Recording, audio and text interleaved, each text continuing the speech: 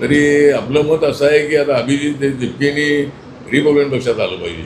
म्हणजे रिपब्लिकन पक्ष हा बाबासाहेबांचा खरा पक्ष आहे. रोज एखादा पक्ष काढून कोकणाचा माणूस जो नोकरदार आहे, कोकणातला जो आमचा तरुण आहे, त्यांनी आपले उद्योग चांगल्या पद्धतीने टाकत असं एक आपलं मत आहे.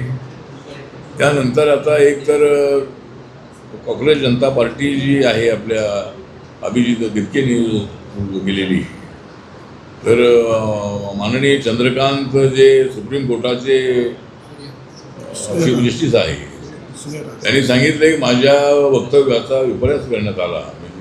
काँग्रेस मी म्हणालो होतो, आता त्या काँग्रेसच्या नावाने अभिजितनी ती पार्टी सुरू केलेली आहे.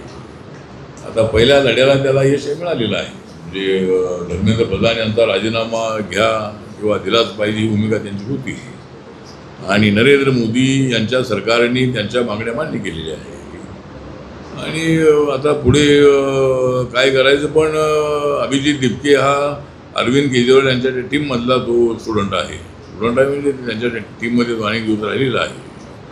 माननीय अण्णा हजारे साहेबांचं जे आंदोलन होतं त्या आंदोलनाच्या काळामध्ये किंवा नंतर तो त्यांच्यासोबत आता राहिलेला आहे. ठीक आहे, तो कुठेही राहिला असला तरी आपलं मत असं आहे की आता अभिजित दिपकेनी रिपब्लिकन पक्षात आलं पाहिजे. म्हणजे रिपब्लिकन पक्ष हा बाबासाहेबांचा खरा पक्ष आहे. रोज एखादा पक्ष काढून उपयोग नाही, पण त्यांनी तो पक्ष काढल्यामुळं नीट एक्झाममध्ये झालेल्या पेपर फुटीचा मोठ्या प्रमाणामध्ये इम्पॅक्ट जो आहे, हा इम्पॅक्ट हा घराघराशी पोचलेला होता आणि पेपर लीक होणं अत्यंत अयोग्य आहे. अनेक वेळेला पेपर लीक होत आहे.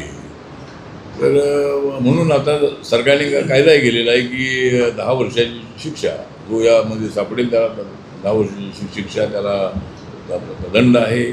अशा पद्धतीचा कायदासुद्धा आमच्या सरकारने बनवलेला आहे.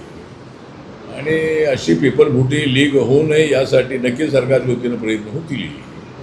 पण समाजामध्ये पत्रकार आहेत, NGO चालवणारे लोक आहेत किंवा ग्रामपंचायत आहे किंवा नगरपालिका आहे आणि गावातल्या लोकांची ज्या संस्थांच्या जे असे काही लोक, अशा लोकांमध्ये मार्गदर्शन होणं आवश्यक आहे. असं करणं अयोग्य आहे. त्यामुळं कायदा झाला तरीसुद्धा कायदा तोडणारे लोक आहेतच. कायदा तर आहेच आहे, पण म्हणून आता पेपर लीक होऊ नये याचा असा आमचा प्रयत्न आहे.